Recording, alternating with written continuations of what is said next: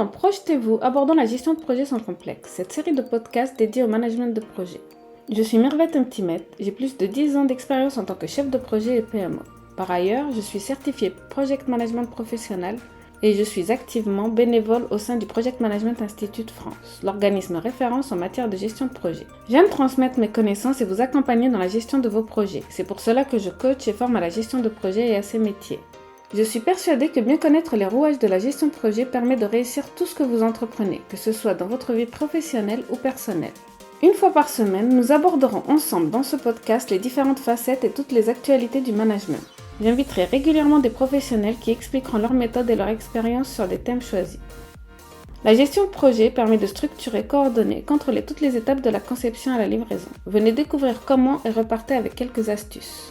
Je vous invite à vous abonner et me suivre pour plus de contenu sur la gestion de projet.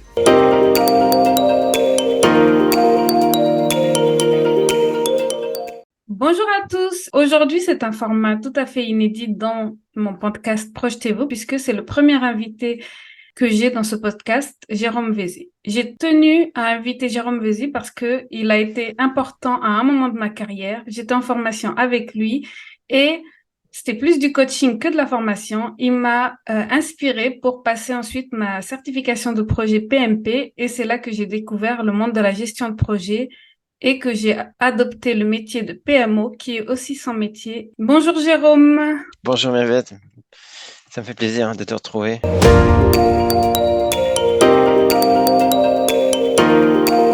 Jérôme, peux-tu te présenter, nous donner un aperçu de ton parcours professionnel? Oui, donc Jérôme Vezy, j'ai commencé comme consultant en relations clients et chef de projet sur des projets d'implémentation CRM. De là, j'ai pris goût à la gestion de projet. Donc, j'ai commencé à étudier, j'ai passé des certifications. J'ai passé d'abord l'IPMA, qui est une certification plutôt européenne. Ensuite, je suis devenu formateur en gestion de projet. Donc, notamment pour Atos. Donc, j'ai formé 1500, à peu près 1500 chefs de projet sur 5 ans. Donc là, j'ai passé Prince2, j'ai été formateur et instructeur Prince2, j'ai passé le PMP. Là, je me suis dit que la suite logique après cette expertise en gestion de projet, c'était de rentrer dans un Project Management Office. Et je suis rentré dans le PMO de IQVIA, qui est en fait un groupe américain qui est le leader de la donnée médicale et de l'essai clinique. Et de là, j'ai développé ce PMO pour le CIO, pour l'IT Department global d'IQVIA. Merci beaucoup, Jérôme. En effet, le PMO, d'ailleurs, j'ai tenu à t'inviter en tant que PMO puisque l'un de mes épisodes, qui est l'épisode 2, a été celui qui a rencontré le plus de succès puisque les gens sont curieux à propos du poste de PMO. C'est un poste qui commence à prendre beaucoup de popularité, je pense, qui est de plus en plus recherché dans les entreprises et qui est de plus en plus rencontré. Et donc, les personnes ont besoin de savoir qu'est-ce qu'un PMO, quelles sont ses missions. Et donc, si tu pouvais nous raconter ton poste actuel et comment il est appliqué la gestion de projet dans l'entreprise. D'accord. Oui, c'est une question intéressante parce que PMO, c'est pas une fonction très mature. Quand on dit directeur financier, tout le monde voit ce que c'est. Comptable, tout le monde sait ce que c'est. PMO, il y a différentes manières de le voir. D'abord, PMO peut avoir deux sens. PMO peut être vu comme du support projet. Quelqu'un qui va être à côté du chef de projet pour l'aider, pour mettre à jour les plannings, voilà, une sorte de super secrétaire qui connaît parfaitement Excel, MS Project, etc., avec un chef de projet qui est plus entendu comme quelqu'un qui va apporter un point de vue, prendre des décisions. Donc, il y a le PMO support au chef de projet, en général des profils plutôt juniors, et il y a le PMO qui est vu dans sa partie assurance projet, dans sa partie gouvernance, qui est plutôt une sorte de police de la gestion de projet au sein de l'entité qui va vérifier que les standards sont appliqués, qui va les faire évoluer, etc. Donc il y a déjà deux manières. Et après, PMO, donc il y a différentes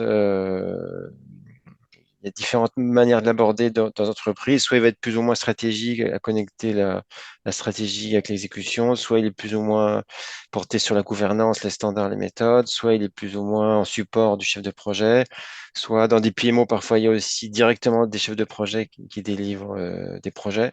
Donc il y a différentes manières de le définir. C'est pour ça que c'est pas une fonction encore très normée, très mature, même s'il y a des certifications PMO, comme le P3O de Prince 2, qui va quand même être capable de normer les choses. Mais il faut encore faut-il que le management dans les entreprises comprenne de quoi il s'agit.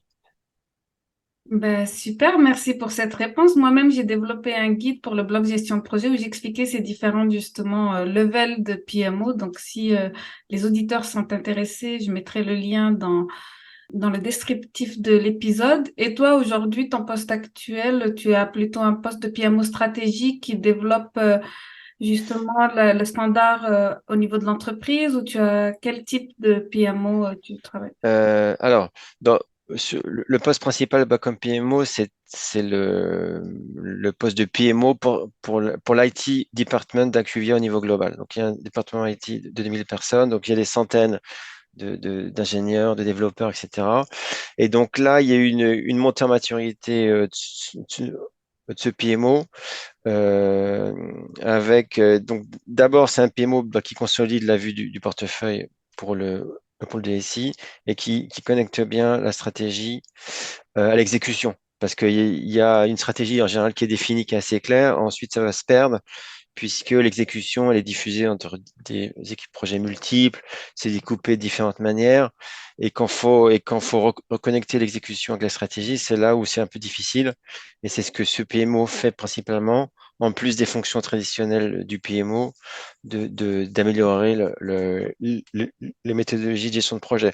Ça, c'est sur la partie DSI, et là, récemment, je suis passé sur des projets de transformation, où là, la fonction PMO, elle est un peu plus, on va dire, diffus.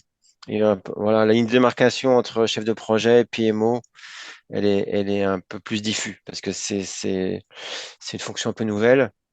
Bah, d'accord, merci en tout cas. Et puis, je te souhaite beaucoup de courage pour Oui, devenir ce nouveau PMO dans ton prochain poste. En tout cas, exact, tu nous as montré dans le poste précédent, celui que tu avais là, le premier PMO, oui, oui, vraiment le sens du mot PMO et pas simplement, comme on avait dit, super secrétaire du chef de projet. Vraiment, c'est oui, quelqu'un qui est entre la direction, la stratégie et qui l'applique au projet pour que ce soit plus concret.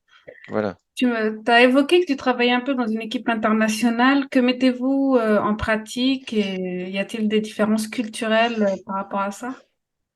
Alors, cette question-là, j'ai l'impression qu'on a un peu dépassé, en fait, nous, le côté différence culturelle. On se dit pas quand, voilà, moi, je suis dans des équipes depuis toujours 100% globalisées. Je suis à peu près le seul français. Mais on se dit pas, tiens, je vais parler un Indien, donc c'est un peu différent, ou je parle un Américain. On n'est pas. Pour moi, la différence, c'est le fait de travailler à distance. Donc, effectivement, il faut entretenir de la relation, faire en sorte de parler en one-to-one avec les gens pour construire de la relation. Mais je vois pas bien. Moi, j'ai pas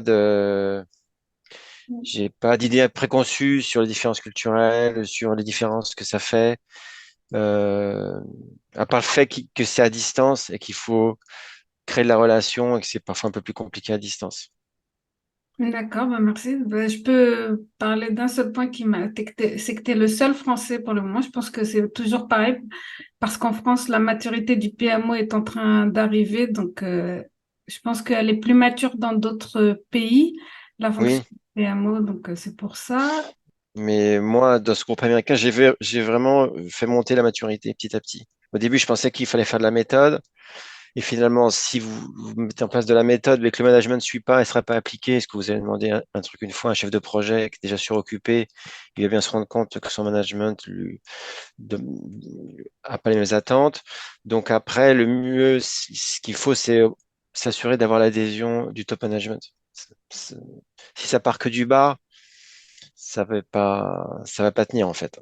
Et c'est pour avoir l'adhésion du top management, il faut parler au top management, il faut parler stratégie, il faut parler consolidation, il faut parler facilitation de décision stratégique, il faut parler connexion stratégie avec l'exécution. Euh, il faut avoir un discours un peu différent. Ben, merci, merci. Oui, oui, c'est important. Je pense qu'il faut que le management soit aligné Oui, tu, et que tu puisses bah, respecter et l'accompagner justement pour pouvoir avoir un PMO efficace.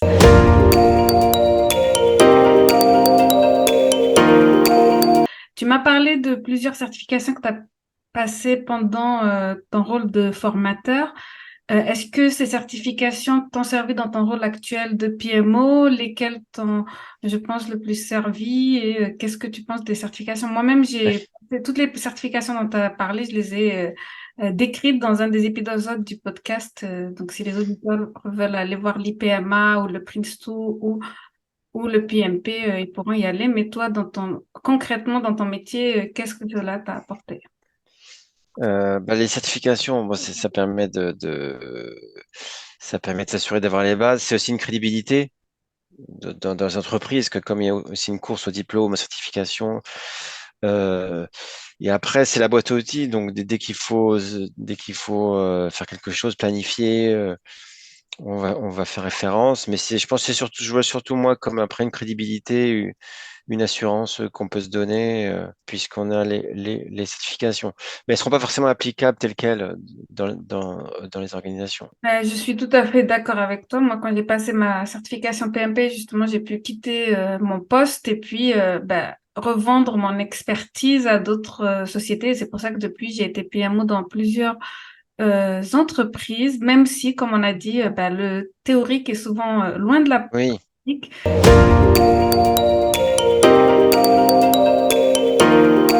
Donc, est-ce que tu as des difficultés que tu as rencontrées lorsque tu entreprends un chantier pour améliorer la gestion de projet, ou as-tu vu des différences frappantes entre la théorie et la pratique? Différences frappantes. Oui, ça peut être simplement un basique de la gestion de projet, c'est la gestion des risques. Mais on peut voir qu'elle est pas du tout appliquée. On fait pas de gestion de risque. Voilà, les gens en font sans s'en rendre compte, mais j'ai pas pu imposer la gestion des risques, par exemple.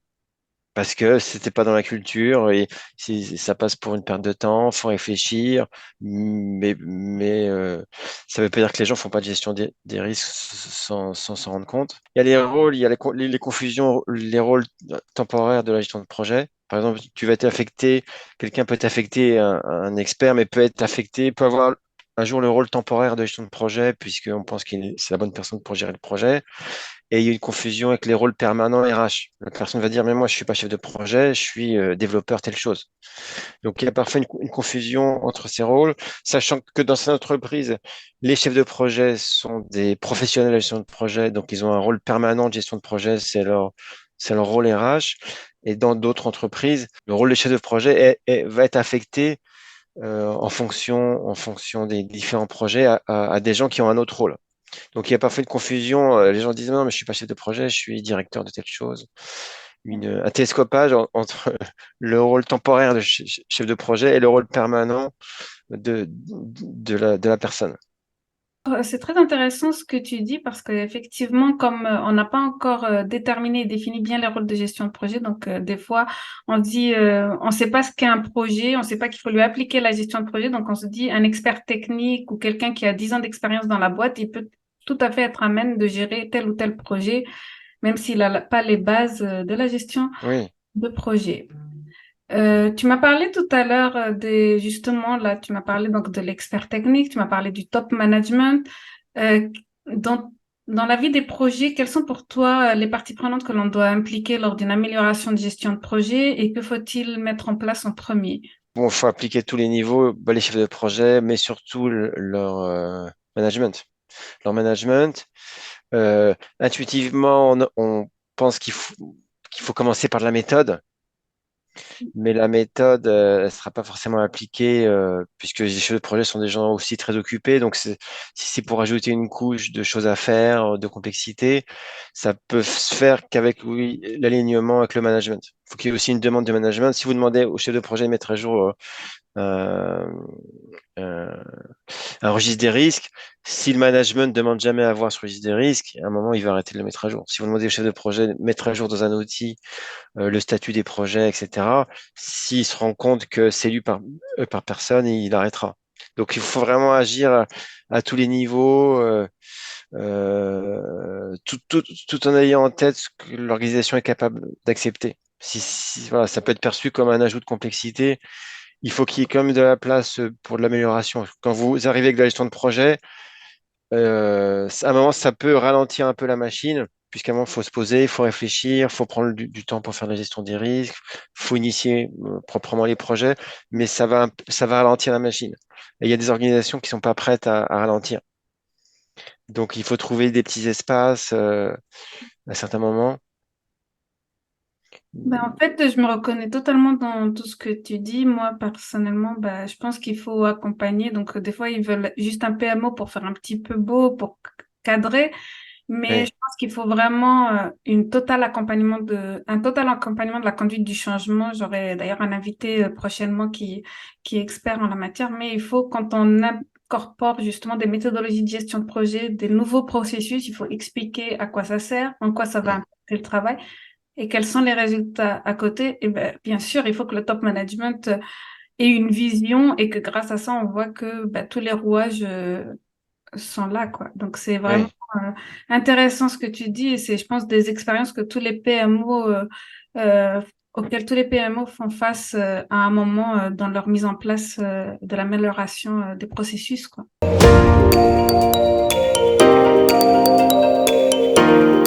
Je voulais un petit peu passer aux soft skills plutôt et te dire pour toi, quels sont les soft skills qui sont essentiels pour la gestion de projet? Tu m'as parlé justement d'impliquer toutes les couches de la société, mais Oui.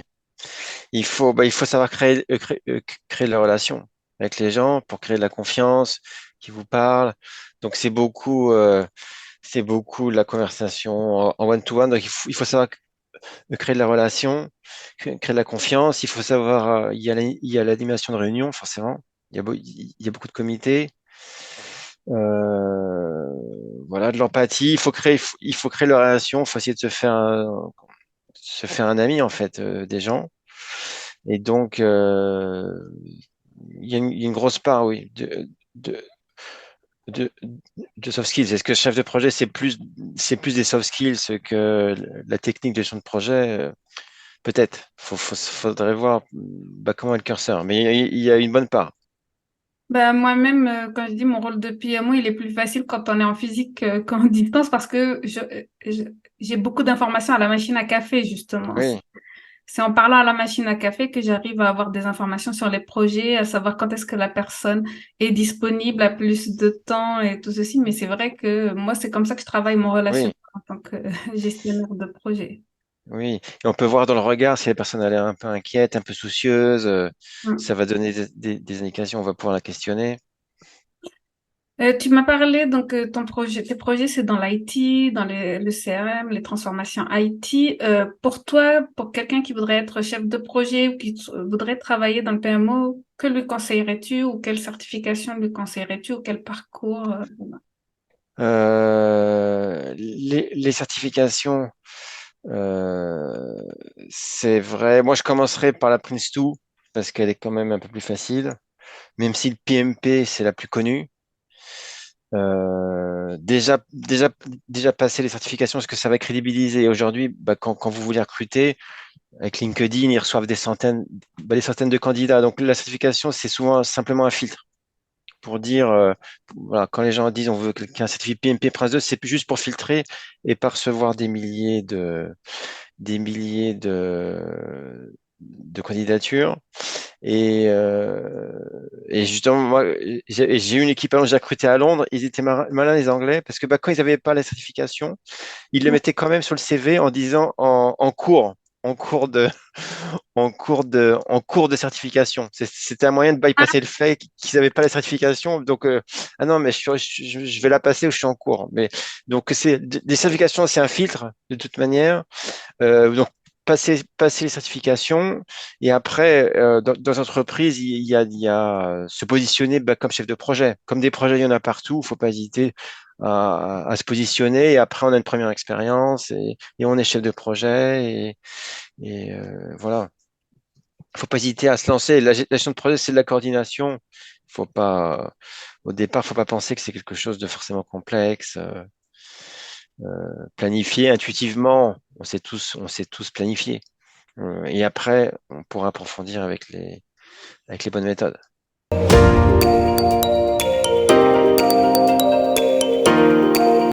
Ben, Ben, merci infiniment pour justement ce conseil que tu aurais. Je suppose que beaucoup d'auditeurs, s'ils écoutent mon podcast Projetez-vous, c'est qu'ils s'intéressent à la gestion de projet et des fois, ils veulent être chef de projet ou donner un boost à leur carrière et ne savent pas comment s'y prendre. Donc, tu leur as donné un petit peu quelques astuces. Merci d'avoir partagé ta riche expérience avec nous aujourd'hui. C'était un épisode rempli d'informations utiles. Est-ce que tu aurais un mot pour la fin?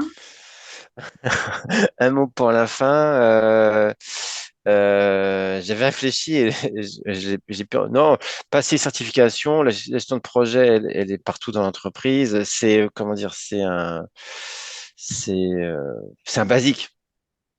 La gestion de projet. Après, ça permettra d'évoluer. Ça permet d'être sur des choses sur des projets transverses. Donc, ça permet de créer la relation au sein de l'organisation. Donc et pour les gens qui sont plus juniors, c'est une bonne manière de commencer sa carrière, oui. Ben, vraiment, je ressens l'expérience, je ressens aussi tes 1500 formés, ta Oui, formation. Donc, je pense que ça t'a bien aidé aussi à avoir une idée comment aider des personnes. Est-ce que si quelqu'un aurait envie de te contacter, sur quel média pourrait-il te oui, contacter? parce que sur LinkedIn, on me trouve sur LinkedIn, on rentre, on se connecte. Super, vous entendez les auditeurs si vous voulez en savoir plus sur la gestion de projet.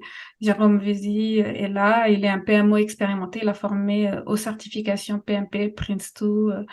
Donc, il sera aussi la bonne personne pour vous répondre. Merci d'avoir été avec nous aujourd'hui. J'ai Merci bien à toi. apprécié de te retrouver le temps de ce podcast. Vraiment, j'ai voulu que ce soit toi mon premier invité parce que je suis vraiment reconnaissante. Tu as fait, c'était dans ma carrière, c'était un chemin que j'ai pris grâce à toi de passer ma certification PMP et puis ensuite de continuer sur la voie du PMO. Et maintenant, j'essaye de sensibiliser les auditeurs, les personnes à la gestion de projet parce que pour moi, c'est essentiel dans l'entreprise aujourd'hui. Et je pense que nous aurons de plus en plus de projets vu que l'opérationnel ou la production seront plus en automatisation ou assistés par l'IA. Donc vraiment, je pense que c'est un métier d'avenir et surtout en France où la gestion de projet n'est pas encore mature comme dans d'autres pays. Bien sûr. Merci à beaucoup de nous Merci à toi avoir... et Mirvet. Merci. Salut. Et puis, Merci à merci aux toi. auditeurs de nous avoir écoutés et je vous retrouve dans un prochain épisode du podcast Projetez-vous et j'ai prévu d'autres invités d'ici la fin de l'année. Au revoir. Au revoir, au revoir.